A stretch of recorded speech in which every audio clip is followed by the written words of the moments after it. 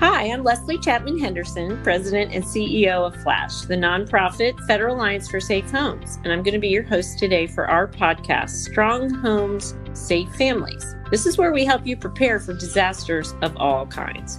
During our show, we're going to share tips, information, and like today, interviews with people who have great knowledge that can help you protect your family and your home before Mother Nature heads your way. Today, we're talking about getting ready for hurricane season, and I'm so delighted to welcome our guest, Dr. Ann Cope. Dr. Cope is the Chief Engineer for the Insurance Institute for Business and Home Safety. Welcome. Thanks, Leslie. It's good to see you. Good to see you and talk to you too. All right, so you really have a fascinating background. Before we get started and talk about all the cool things you guys are doing in your lab, can you tell us about your journey professionally and how it brought you to where you are today? It's funny. I was one of those kids in high school who was like good at math, but didn't really know what they wanted to do. So, if you're out there listening and you're not real sure what you want to do, it's okay. I discovered engineering because there wasn't anyone in my family that was an engineer. And so I had to learn about it when I was in high school from other people. So I enrolled at Clemson University and I thought I wanted to be an engineer, but I still wasn't real sure what kind of engineer I might wanted to be.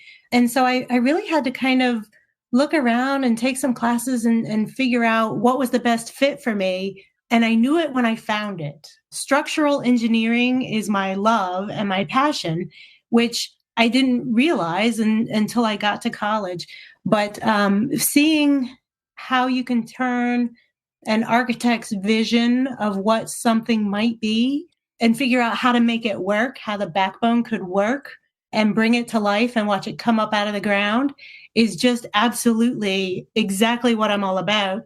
And I've taken that here at IBHS. I've gotten a chance to take that one step further in terms of, well, not only can we design great buildings that are great fit, great function, great form, but how do we make sure that they last for the long duration? How do we make sure that they can stand up to the events that Mother Nature brings, the high winds and the driving hail and the punishing rain?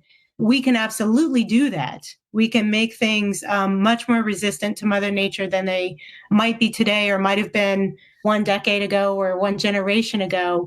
And that is my passion. Wow. And I can just hear it in your voice. And from having the privilege of working with you, I know that it's true.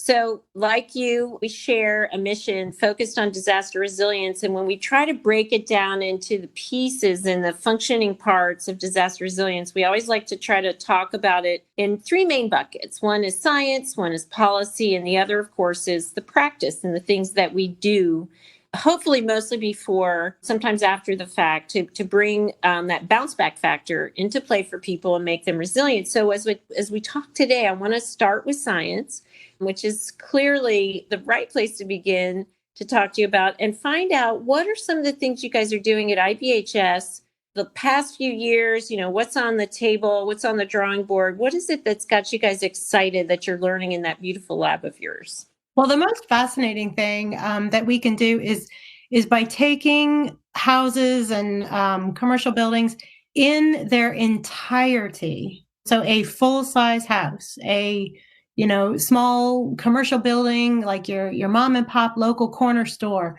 by being able to put that whole thing into our wind facility and then, drive up that driving rain and punishing wind and see what happens and what happens first and then what happens after that. Being able to do that has led us to all kinds of discoveries that when you first look at them, they might be kind of small. Like it's all about the garage door, or you can shut all of your interior doors and make a difference. But I find that to be incredibly empowering because we are not powerless against these storms that Mother Nature brings. We can find the things that we can do, even to the buildings that already exist. We can find ways to make new buildings much stronger, but we can find ways to retrofit and make small changes to the buildings that we already live in to make them stronger. Did you just say that shutting my doors before a hurricane on the inside of my house is something that makes a difference? Isn't that amazing? It is true. And that's one of those funny things about science is that if you had asked me that question before we did that particular set of research that led to that discovery, my guess would have been, well, I don't think, interior doors are kind of small and flimsy, Leslie. I don't think that's going to work. You know, that would have been my guess, but that's the beautiful thing about science is that you get a chance to just experiment and play around with it. And we did the math. We had the sensors in a regular home.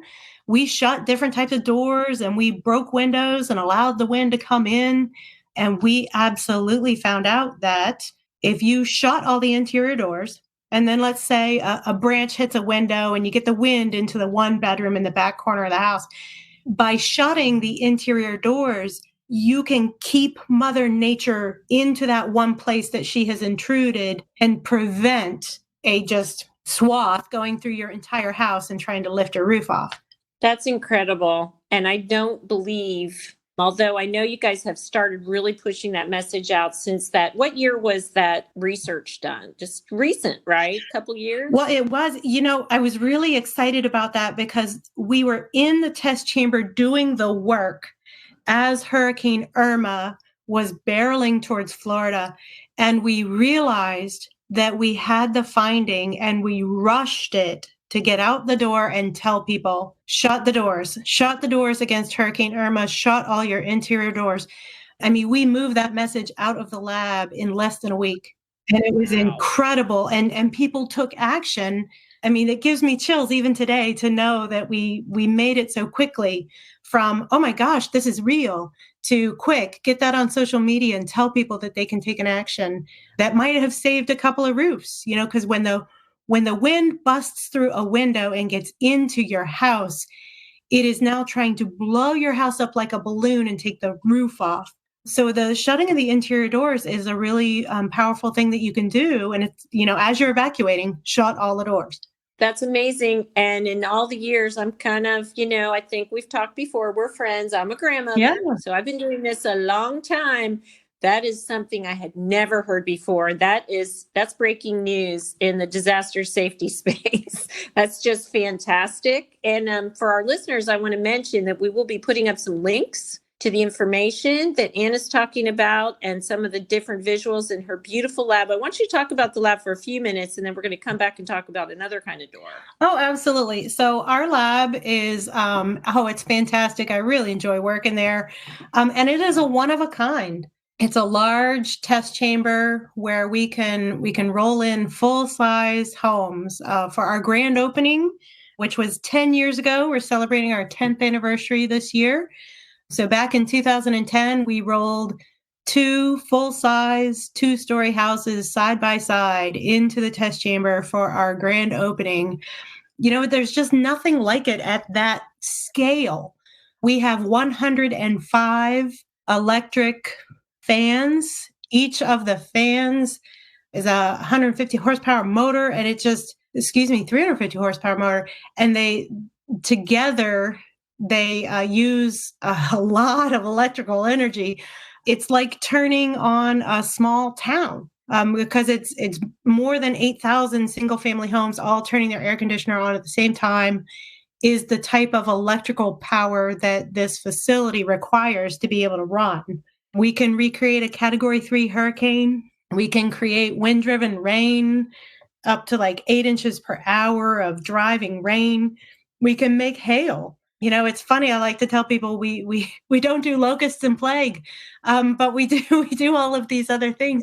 And so it's really just anybody who's ever like built a sandcastle and then looked at it and smashed it with their foot would love to work at this facility because we are constantly building and tearing things apart and trying to figure out how they work so that we can make them better. That's fabulous. That is just so fabulous. And I'm just so excited about the takeaways for people just to shut the door. So let's talk about another kind of door. The Weather Service has been telling us, and on the ground, again, after all these years that I've been going out, almost 35. That's a quick, isn't it? Yeah. Oh, I shouldn't probably admit that, but it's okay. one of the things we see is that garage doors have, they can be the beginning of the end for a home in a high wind event or hurricane or tornado. And so you guys have done some new work in that area and learned some new things. Can you share that with us? Yeah, definitely. So there's a strong correlation between if you lose the garage door, the amount of wind pressure that gets in and then tries to take your roof off is really strong. And we found the opposite too, that if you look from a bird's eye view and you look down and you see a home that has roof damage, structural roof damage because of a high wind event, 90% of those homes have a damaged garage door. It's a really strong tie. And when you think about it, I mean, the garage is a large opening on your home. And if the wind is getting in there, it's trying to barrel through the rest of your house, and it's absolutely trying to take the roof off above the garage. So keeping the garage door in place and undamaged so that it stands up strong against those high winds can have a huge impact on the survivability of the rest of the house or the damage that occurs to the rest of the house. So we talk to people about garage doors and, good old fashioned routine maintenance, tracks, rollers, etc. What are the other, and people get confused about wind resistant versus impact resistant, and then there are different levels. How can people sort all that out? What would you tell your neighbor or your cousin that isn't really looking at these things about what kind of garage door they should be looking for if they live in an area prone to high wind? Absolutely. And right now it's a little bit hard to tell because there's not a requirement that they be labeled, which we'll talk about when we get to the policy bucket. That is changing. If you're walking outside to your garage right now and you're like, what do I look for? First and foremost, look to see if there is a sticker on that door that gives you the wind pressure rating. And so if you have a sticker that shows you the wind pressure rating, and it'll say, some number, and then it'll say PSF, which is pounds per square foot. If it has that sticker on it, chances are it's a strong and wind rated door, because they wouldn't have put the sticker on it if they didn't have something to tell you. So if you've got a sticker, that's a great sign. The other thing that you want to look for is just like you said, make sure the track's in good condition and whatnot. Make sure it's not pulling around all flimsy. And look at the connectors that are holding the track to the wall, because we've seen that is a weak link. The track may look good and the garage may roll up and down real well, but if it's not properly connected to the wall, it can bust open in a high wind event. So look for those things. If you're not sure, there are kits that you can buy from the big box stores to convert a regular door into a wind rated door. You can also get a hold of a professional, call the company that inspects the doors and ask them about retrofitting your door, because it is it's a really big piece of your house. And so if you can't find a sticker, if you're not sure about how that's connected to the wall, consider having a garage door company come out and take a look at it and see what kind of condition it's in. Wow, that's great advice. All right. So let's talk about something that we all love to talk about, but when we do, the public looks at us and says, what the heck is that? Soffits. Oh, right. Yeah, soffits. So if you're standing at your front door and you look up, the roof probably sticks out a little bit. The roof sticks out like a hat with a bill, it just sticks out a little bit from the rest of your house. And if you look up there, you might see something that's, in most cases, it's white. It might be vinyl. It might be aluminum. But that's like the screen door to your attic, right? Because it breathes. It allows air in and out. And it's the piece that prevents bugs and critters and stuff from crawling through that part where your roof sticks out to get up into your attic. And that area right there is called the soffit.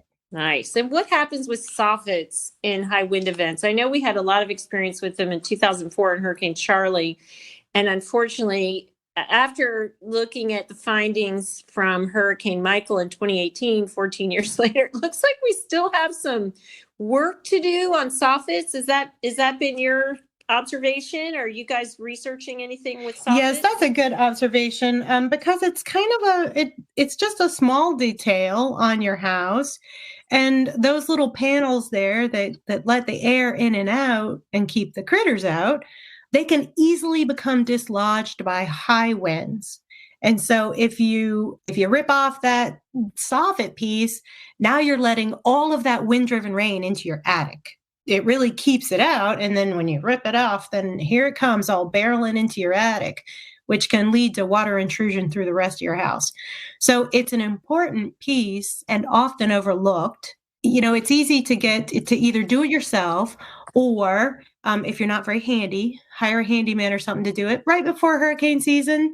Go take a look and just gently touch the soffit and make sure that it's secured in there good. And if it's not, you can easily get just a couple of screws and whatnot from your big box store and make sure that you secure it so that you don't lose those pieces in a high wind event. That is so great. And your descriptions are so helpful. I mean, that is really, I think that you've demystified soffits for our listeners. So we really appreciate it. All right. So before we move away from the lab into a couple other areas, I want to ask, what is on your drawing board? Or if you had a magic wand, what would you be looking at right now, research-wise? What's the great unconquered? Really, the unconquered piece is for people to know what's behind the wall. If I truly had a magic wand and I had no budget limitation, no barrier whatsoever, I would figure out a way for people to have a much better understanding of what they're buying when they buy a structure. Does it have all the nails in it? Does it have all the anchorage connections in it? And because that's really hard to do, what we're trying to do instead is figure out, how do we make that super easy for builders and craftsmen to install so that the likelihood that everything has been installed properly is really, really high? That is one of the things that we are really trying to figure out from a research and science perspective. How do we pick the things that are easiest to make sure that we do well? Oh, that makes a ton of sense. Just that way you could get more consistency, which, as we all know, is one of the greatest challenges with site-built homes, especially when they're frame. Okay, so what about tech? Are there technology, everything around the home, there's a smart control for our thermostat. We've recently interviewed participants, talked to us about shutters and how you can control them with your smartphone if you're out of town. What about tech? Are there things that you guys are seeing or touching that can have implications? And if you want to get your magic wand back out here. Oh, yeah, I jumped for the magic wand earlier, didn't I? We're seeing some good stuff about how do you know what's behind the walls. In terms of tech, we're seeing people able to take a better look at their property because they're using drones. People are using drones and you can send it up. Yeah, you can send it up there and take a bird's eye view of your roof and you might notice something. I think it's really where I see opportunities is not in the big, gigantic, pie in the sky new stuff, but how can just everyday people use something they already have, like the fun drone that they got last Christmas, and, just run it around the neighborhood or, run it around your house and your yard and take a look and think to yourself, what's gonna fly? If if a big storm came through here, what's gonna fly? And so it's really just a practical use of tech that already exists that I think could really help people the most. Oh, and that's fantastic. That's so useful. Okay, so we've talked a lot about the amazing things that are happening on the science front and how you guys are really bringing solutions forward. One of the most important conveyors of all these types of insights is when we can get them into public policy. So what are some of the things that you see that are important on the public policy front that support hurricane resilience? Oh, yeah. So we've done some amazing work this past cycle in the building code arena. You and I have been working together on this, Leslie, both in the Florida building code as well as the I codes. And we got some great things coming up that'll be part of the codes when they roll out December 31st of this year and become effective January 1st, 2021. The most important, which in my opinion, is that sealed roof deck. A sealed roof deck is something that you put underneath the asphalt shingles. So you don't see it when you're just looking at your house, you don't see it, but it's an added layer of protection underneath the shingles to keep the water out, in case a big high wind event comes and rips off your shingles. And we have seen that a sealed roof deck can reduce the amount of water that comes in by up to 95% compared to your typical roof that doesn't have a sealed roof deck. It's amazing how well these things work. 95%. Yeah. Wow. So here's a couple of numbers for you. If you have a roof that is damaged and has lost asphalt shingles and it's exposed, 60% of the rain that hits that roof is going to go into the attic. And so, if your normal conventional roof deck without the sealed roof deck is exposed to the rain, 60% of the rain is coming into your attic. So if you have a normal 2,000 square foot roof, that is 750 gallons of rain for every inch of rain that falls. And to put that one more way, for every inch of rain that falls on a normal 2,000 square foot roof, you're getting 9 bathtubs of water into your attic. Can you say that? I know, it's crazy. 2,000 square foot roof, 1 inch of rainfall, 9 bathtubs of water into your attic if your roof is totally unprotected. Oh my goodness. Yeah. That was a very common occurrence in Hurricane Charlie. I remember being inside homes that the ceilings were completely full of rainwater. And this is something that we have seen this in a couple of different FEMA post-disaster investigation reports where the finding is calling for somebody to investigate better underlayment or better protection or keep out the water. It might be phrased a little different, whether it's from the Irma report or the Michael report, but we got to keep the water out. And we got that through for the 2021 Florida Building Code and for the 2021 I codes in the high wind areas. So you previously mentioned that during our policy focus, you wanted to talk a little bit about garage doors. Yes, also super excited about this. So in 2021 codes, and you know what?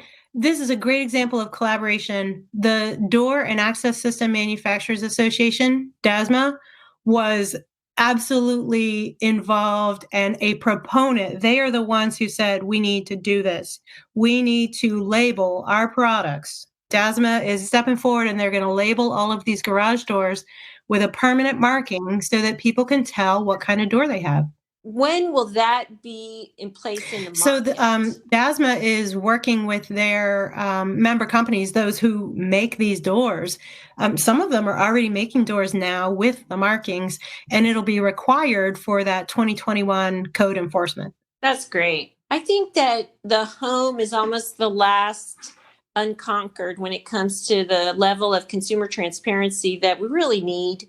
And everything that's done like that is really going to help, change that. And I think the more information and just using tech and creating information that's accessible, even if it's just digitally through the internet, we'll definitely, as part of this, want to put some pictures up with, a little bit of a guidance so people can tell what they're looking for with the stickers, because maybe they have one already.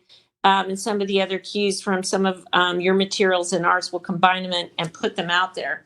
All right. So in our last area, when we talk about the practice of disaster resilience, what we do is focused on things like this: communication, outreach, knowledge, and learning together. So I wanted to talk with you about that too, because you guys have been doing some very interesting work along this front as well in the social science realm. Yeah, absolutely. It's really important. I mean, I could write all the boring journal papers in the world, and if nobody sees them, then I haven't really accomplished anything. So it's like you said, Leslie, it's so important to not only find the findings, but to shine that light, make sure people know about it. That's fantastic. Thank you so much. So before we close out, is there any other message? I know that at IBHS, you guys do more than, even though we're talking today about hurricanes, I know you do a lot of exciting research about all different types of natural disasters, and kind of thinking past all of the work you do. Is there any kind of message, if you could just make that automatic transmittal of a message to people who live in harm's way, whether it's wildfire or tornadoes, hurricanes or flood, is there something from your experience that you want to kind of leave them Yeah, with today? the big takeaway that I want people to know is that you are not powerless against Mother Nature. Absolutely not. This is not something to just throw up your hands and say, oh, well, no, no, no. There are absolutely things that you can do no matter how big or small your house is, no matter what your budget is, no matter the peril that you face. This is not overwhelming. Take it one small step at a time.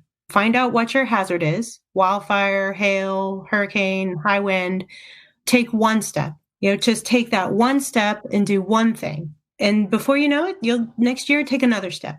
Don't throw up your hands and say it's impossible. It is not. Wow, that is so encouraging, especially from somebody with, your background and experience and all the things you've learned. I think that's very inspirational, and I want to thank you. So thank you very much to Dr. Ann Cope, Chief Engineer of the Insurance Institute for Business and Home Safety. And thank you, everybody, for listening to our episode of Strong Homes, Safe Families. We want you to visit us at hurricanestrong.org and make sure you access our free checklist and information about the many affordable do-it-yourself things that you can do to protect your family and home this season and every hurricane season. Our content is available in English as well as in Spanish. And if you get stuck, you can call us toll-free at 877-221-SAFE. That's 877-221-7233. And if we get stuck, we'll be calling Dr. Ann Cope, because she clearly has a lot of great information that we'll be looking forward to sharing with you on the show notes from this podcast as well. Don't forget to subscribe, rate, share, and give us a review on iTunes. Until next time, thank you for being here.